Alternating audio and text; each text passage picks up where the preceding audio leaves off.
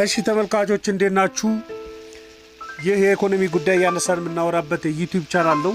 እኔ ዋሲሁን በላይ ነኝ። ቻናሉ ላይክ ሰብስክራይብ እንድታደርጉ ጋብዛችኋለሁ። እንግዲህ የገንዘብ ሚኒስቴርም ደግሞ ብሔራዊ ባንክም አንድ የሚያስቀምጡት ግብ አለ ኢትዮጵያ ውስጥ። እሱ ምንድነው? የዋጋ ንረትን ኢትዮጵያ ውስጥ ያለው የዋጋ ንረትን ወደ ነጠላ አሃዝ ማውረድ የሚል ነው። ወደ ነጠላ አሃዝ እስኪወርድ ድረስ ጥብቅ የሆነ የገንዘብ ፖሊሲ ይቀጥላል የሚልም መግለጫም በተደጋጋሚ ይወጣል እና ግቡ የነጠላ አሃዝ ማውረድ ነው የሚለው። ስለዚህ ዋጋ ንረት ወደ ነጠላ አሃዝ ሲወርድ ምንድነው ሊመጣ የሚችለው ኢኮኖሚክስ? ለምንድነው ነጠላ አሃዝን ግብ እያደረጉ ያሉት የሚለውን ጉዳይ መመልከት አስፈላጊ እንደሆነ ይሰማኛል። ምክንያቱም ነጠላ አሃዝ ከማስገባት በላይ በዚህ ዓመት ዋጋ ንረት በቁጥር ደረጃ ቀንሷል። የመንግስት ሪፖርት ብንመለከት ለምሳሌ ጁን ሲጀምር 25.6 ከመቶ ነበር የነበረው የዋጋ ንረት ምግብ ነክ ማለት ነው። ነገር ግን አሁን ጁን ላይ ያለው 12.1 ከመቶ ነው። ስለዚህ በ13.5 ከመቶ ፐርሰንታይል እድገቱ ቀንሷል። አሁን ያለው ግብ ምንድነው? ወደ ነጠላ አሃዝ ማምጣት ነው። ኦልሞስት አሁን 14.4 ከመቶ ነው ጠቅላላ የዋጋ ንረት። ወደ 9 ከመቶ እንኳን ቢቀነስ በ5 ከመቶ መቀነስ ማለት ነው እድገቱን። ስለዚህ ካደገው በላይ አይደለም አሁን ሊቀነስ የታቀደው። ስለዚህ በእጥፍ ይህን ዓመት 2024 እና 2025 አጋማሽ ድረስ ወይ ደግሞ 2016ን ብንወስደው አሁን ከ2016 2017 ብንመለከት በእጥፍ ነው የቀነሰው የዋጋ ንረት። ነገር ግን ካሁን ግቡ ደግሞ በ5 ከመቶ መቀነስ ነው። ኦልሞስት ሲንግል ዲጂት ከተባለ አሁን 14 ከመቶ ከሆነ ወደ 9 ከመቶ ዝቅ ማድረግ ሲንግል ዲጂት የመጨረሻውን ቁጥር ብንወስድ። ስለዚህ ምንድነው ትልቅ ነገር የሚጠበቀው የሚለውን መመልከት በደንብ ያስፈልግ ይመስለኛል። ምክንያቱም መንግስት የረጅም ጊዜ ግቤ ነጠላ አሃዝ ነው፣ ዋጋ ንረትን ወደ ነጠላ አሃዝ ዝቅ አደርጋለሁ ነው የሚለው። ስለዚህ ነጠላ አሃዝ እስኪገባ ድረስ ጥብቅ የገንዘብ ፖሊሲን እቀጥላለሁ እያለ ነው። እንግዲህ ፐብሊክ ደግሞ የሚያነሳው ጉዳይ አለ። ቀነሰ እየተባለ ያለው የዋጋ ንረት ገበያ ላይ ያለው ተጽዕኖ ዝቅተኛ ነው የሚል መከራከሪያ አለ። ባለሙያ የሆኑ ሰዎች ደግሞ ዋጋ ንረቱ ኢትዮጵያ ውስጥ ያለው ዋጋ ንረት እየቀነሰ ያለው ኢኮኖሚው ገንዘቡ ስለተያዘበት ነው የሚል አንድ ሀሳብ አለ። ብሔራዊ ባንክም የዋጋ ንረቱ ነጠላ እስኪገባ ድረስ የገንዘብ ቁጥጥሬን እቀጥላለሁ ሲል፣ ስለዚህ ዋጋ ንረቱ እየተቀነሰ ያለው ገንዘብ ስለተሰበሰበ ነው። ከገበያ በ100 ቢሊዮን የሚሰበሰበው ለዛ ነው። ስለዚህ አሁን ከኢኮኖሚው ገንዘብ መሰብሰቡ ይቀጥላል። ጥብቅ የገንዘብ ፖሊሲ ይቀጥላለሁ ማለት ምንድን ነው? ከኢኮኖሚው ገንዘብ መሰብሰቡ ይቀጥላል ማለት ነው። ደግሞ መንግስት ገንዘብን ከብሔራዊ ባንክ እየወሰደ ወደ ገበያው የሚለቀውን መጠን አቆማለሁ። ምን ማለት ነው? ጥብቅ የገንዘብ ፖሊሲ ማለት ከብሔራዊ ባንክ መንግስት እየወሰደ ወደ ኢኮኖሚ የሚለቀውን መከልከል ነው አንዱ። ምክንያቱም በመንግስት በኩል ነው ገንዘብ የሚፈሰው። ከኢኮኖሚውም ገንዘብ መሰብሰብ አንዱ ጥብቅ የገንዘብ ፖሊሲ እርምጃ ነው። የብሔራዊ ባንክም የወለድ ተመን 15 ከመቶ ያለው እዛው አልቀንሰውም። ከቀነስኩት ንግድ ባንኮች ከብሔራዊ ባንክ የሚበደሩት ቁጥር መጠን ይጨምራል። ስለዚህ ወደ ገበያ ይለቁታል። ስለዚህ አልቀንሰውም። ይሄ የፖሊሲ ሬት የሚባለው 15 ከመቶን አልቀንሰውም ነው። ይሄም ጥብቅ የገንዘብ ፖሊሲ እርምጃ የሚባለው ይሄ ነው። የብድር ጣራ 18 ከመቶን አሁን አላነሳም። ይሄ ምንድን ነው? ካነሳውላቸው ዲፖዚት ያደረጉትን በሙሉ ያበድሩታል። ስለዚህ ገንዘብ እንዲለቀቅ አልፈልግም። የመንግስት የግምጃ ቤት ሰነድም አንዱ ነበር፣ ግን እሱ ተከፍቷል። ስለዚህ ጥብቅ የገንዘብ ፖሊሲው ይቀጥላል ማለት ይሄ ማለት ነው። ለምን? ነጠላ አሃዝ ዋጋ ንረት እስኪመጣ ድረስ ማለት ነው። አሁን ነጠላ አሃዝ የሚባለው ሰክሰስ ነው ሰክሰስ አይደለም የሚለውን ለመመልከት የአንዳንድ ሀገራችን የትሬዲንግ ኢኮኖሚክስ የዋጋ ንረት መለኪያ ብንመለከት ጥሩ ነው። ያሉበትን መጠን ለምሳሌ ከፍተኛ ጠቅላላ ሀገራዊ ምርት አላቸው የሚባሉትን 5 ሀገራቶች እንመልከትና ዋጋ ንረታቸውን እንመልከት እስቲ። ለምሳሌ ደቡብ አፍሪካ 403 ቢሊዮን ዶላር ነው ጠቅላላ ሀገራዊ ምርት፣ ዋጋ ንረት 2.8 ከመቶ ነው። የግብፅ 380 ቢሊዮን የሀገራዊ ምርት መጠን አለው። አሁን እንኳን ያለው 16.8 ከመቶ አካባቢ የዋጋ ንረት ነው ያለው። የአልጄሪያ ሶስተኛ ነው፣ 260 ቢሊዮን ዶላር ነው፣ 4.57 ከመቶ ነው የዋጋ ንረቱ። አራተኛዋ ናይጄሪያ የጠቅላላ ሀገራዊ ምርት ላይ $199 ቢሊዮን ነው። የዋጋ ንረቱ 22.97 ነው። የሞሮኮ አምስተኛው ሞሮኮ ነች። $157 ቢሊዮን ነው ጠቅላላ ሀገራዊ ምርት። ዋጋ ንረቱ ከ2 ከመቶ የሚበልጥ አይደለም። አሁን ከፍተኛ የሀገራዊ ምርት መጠን እያላቸው ዝቅተኛ የዋጋ ንረት ያላቸው ሀገራቶች አሉ። ለምሳሌ የደቡብ አፍሪካን ብንመለከት፣ የአልጄሪያን ብንመለከትና የሞሮኮን ብንመለከት ደግሞ በጣም ድሃ የሚባሉት አፍሪካ ውስጥ በጠቅላላ ሀገራዊ ምርት መጠን ለህዝቡ ተካፍሎ የነፍስ ወከፍ ገበያቸው ዝቅተኛ $500 በታች በአመት ዜጋዎቻቸው ያገኛሉ እና ድሃ ናቸው የሚባሉትን ሀገራቶች ዋጋ ንረት እስቲ እንመልከት። ለማነጻጸር በጣም ይጠቅመናል። ለምሳሌ የቡሩንዲን ከተመለከትን 25 ከመቶ ነው። የሴንትራል አፍሪካ ሪፐብሊክ 1.2 ከመቶ ነው።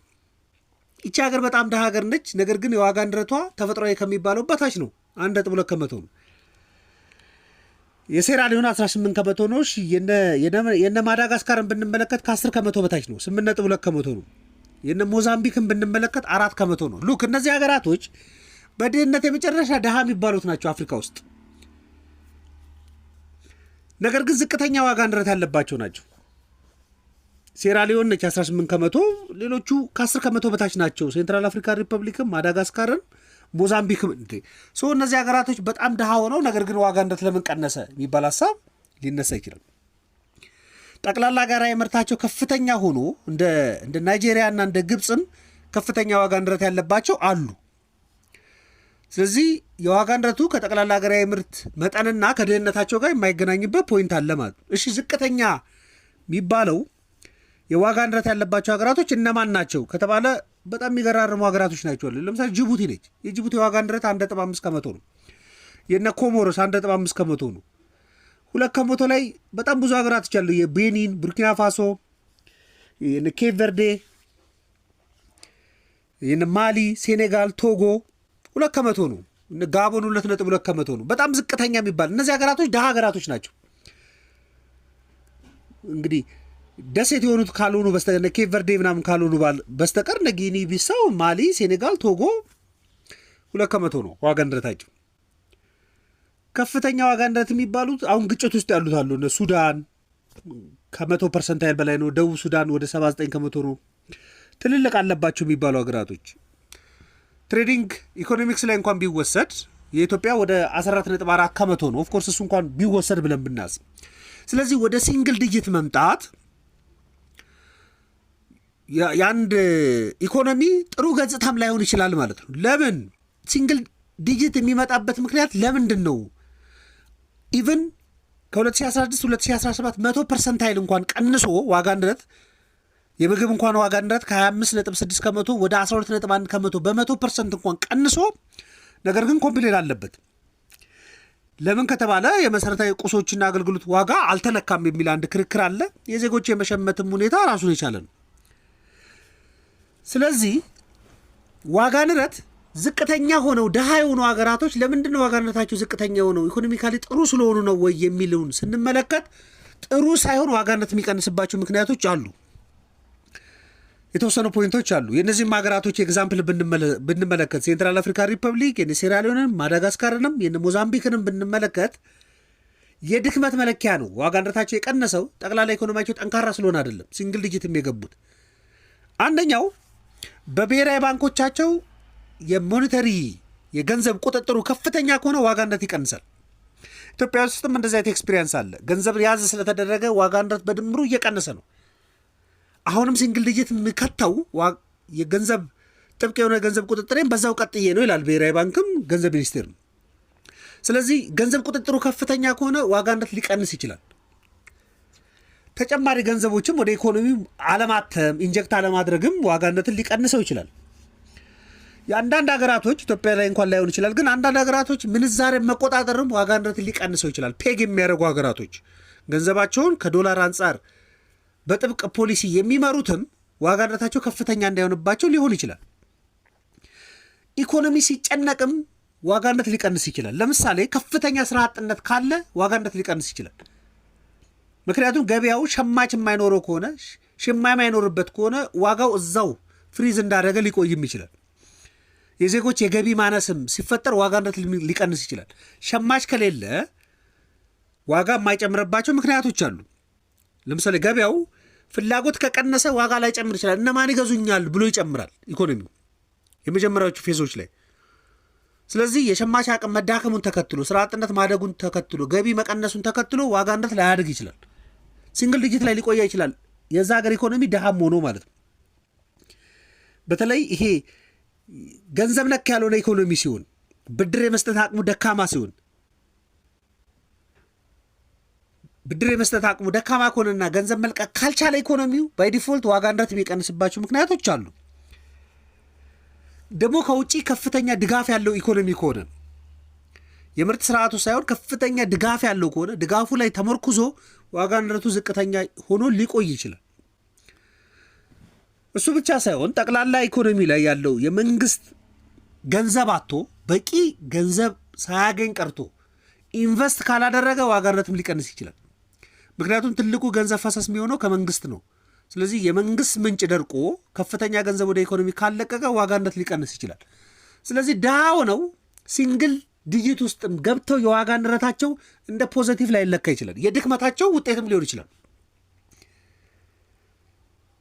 ስለዚህ ሲንግል ዲጂት ስለገባ ብቻ ዋጋ ንረት በነጠላ አሃዝ ስለሆነ ብቻ የዛ ሀገር ኢኮኖሚና የዜጎች የኑሮ ሁኔታ ተሻሽሏል ሊያስብልም አይችልም ማለት ነው። ምክንያቱም አንድ ኢትዮጵያ ውስጥ ያለው ክርክር ምንድን ነው? በ2017 ወደ 27 ከመቶ ሆኖ ጁን ላይ የጀመረው ዋጋ ንረት አሁን 14.4 ከመቶ ነው። ኦልሞስት 100% ነው የቀነሰው። 100% ቀንሶም ግን ኮምፕሌን ይነሳል። ለምን ኮምፕሌን ይነሳል? የዋጋ ንረቱ የሚለካው በጣም ብዙ ቁሶችን ነው። ነገር ግን ማህበረሰብ የሚጠቀማቸው መሰረታዊ ቁሶች ዋጋ አልቀነሰም የሚል ክርክር አለ። ዋጋ ንረቱ የማደግ ቴንደንሲ እንኳን እየቀነሰ ቢሆን ዜጎች ግን የመሸመት አቅማቸው እስካልተሻሻለ ድረስ ዋጋ ንረቱ በቁጥር ደረጃ ቀነሰ እንጂ እኛ ህይወት ውስጥ የቀነሰ ነገር የለም የሚል መከራከሪያ ይመጣል። ነገር ግን ሲንግል ዲጂት የማድረግ ኦብጀክቲቭ የሚቀመጠው ለምንድን ነው ከተባለ እንግዲህ ማክሮ መለኪያ ስለሆነ እንደ ድል ሊቆጠር ይችላል። በቃ ሲንግል ዲጂት ገባ ሊባል ይችላል። ወይ ደግሞ ኢኮኖሚው ስቴብል እንደሆነ ያሳያል ተብሎ ስለሚገመት ሊሆን ይችላል። ግን ስቴብል ያልሆነባቸው ሀገራቶች አሉ። እነ ቡሩንዲም ብንመለከት፣ እነ ሴንትራል አፍሪካ ሪፐብሊክ፣ እነ ሴራሊዮንም ብንመለከት ግጭት ውስጥ ያለ ግን ያልተረጋጋ ኢኮኖሚ ነው። ነገር ግን ዋጋ ንረታቸው ኦልሞስት ዝቅተኛ ነው። እነ ሴንትራል አፍሪካ ሪፐብሊክ፣ እነ ማዳጋስካር፣ እነ ሞዛምቢክ ብንመለከት ዝቅተኛ ነው። በጣም ተፈጥሯዊ ፖይንቱ ላይ ያለ ነው። የዛ ሀገር ኢኮኖሚ ተረጋግቷል፣ ትክክለኛ ነው ብሎ ለመለካት ትንሽ አስቸጋሪ ነው። አንዳንዴ አይኤምኤፍም ይሄን ለውጥ እንደ አዎንታዊ ስለሚቆጠር ወደ ሲንግል ዲጂት መጣ የሚለውን ሪፍሌክት ለማድረግ ከመፈለግ አንጻር ሊሆን ይችላል። ስለዚህ የኢትዮጵያም የዋጋ ንረት 9 ከመቶ ቢሆንና ወደ ሲንግል ዲጂትን ቢመጣ የሁሉንም ዜጎች ህይወት እንደተሻሻለ ማሳያ ነው ብሎ መናገር አይቻልም። ለምን? ዋናው አስፈላጊው መሰረታዊ የሚባሉ ቁሶች ዋጋ መሻሻል አለበት። ዜጎች የመሸመት አቅማቸው እንዲሻሻል ማድረግ ያስፈልጋል። ለዚህ ደግሞ ፕሮዳክሽን ሳይዝን ማሳደግ በጣም አስፈላጊ ነው። የስራ ዕድሎችን ማስፋት በጣም አስፈላጊ ነው። ኢኮኖሚው ገቢ ለመሰብሰብ እያለ የሚፈጥራቸው ጫናዎች ቀለል እንዲሉ ማድረግ በጣም አስፈላጊ ነው። ስለዚህ ወደ ሲንግል ዲጂት መሄድ ነው ቀላሉ እኮ። ምክንያቱም 100% ያለ ዋጋ ንረቱን ቀንሷል እያለን ነው 2017 በመንግስት ቁጥር ደረጃ። ትሬዲንግ ኢኮኖሚክስ ላይም ያለው ቁጥር የሚያሳየው 14.4 ከመቶ ነው። ላስት ይር ጁን ላይ የነበረው ወደ 27 ከመቶ ነው። 14 ከመቶ ኦልሞስት 100% አይደለም። ካሁን በኋላ እኮ 15% ብቻ ለመቀነስ እየጣረ ነው። ከ14.4 ከመቶ ወደ ሲንግል ዲጂት ከተባለ 9 ምናምን እንኳን ሚኒመም ብንወስድ ከቀነሰው በታች ነው ሊቀንስ የተዘጋጀው። ግን እሱም ስለተቀነሰ ጠቅላላ ኢኮኖሚ ላይ ያለውን ኢምፕሩቭመንት ላያሳይ ይችላል። ምክንያቱም መሰረታዊ ቁሶች ላይ ያለን የምርት መጠን አሻሽሎ የዜጎችን የመሸመት አቅም አሻሽሎ መገኘት አለበት። ይህንን በደንብ መረዳት ያስፈልጋል። ስለዚህ በተደጋጋሚ የዋጋ ንረትን ነጠላ አሃዝ አስገባለሁ፣ ነጠላ አሃዝ እስኪገባ ድረስ ጥብቅ የገንዘብ ፖሊሲ ይቀጥላል የሚል መግለጫ በተደጋጋሚ ስለሚወጣ ወደ ነጠላ አሃዝ መምጣቱ መጥፎ አይደለም።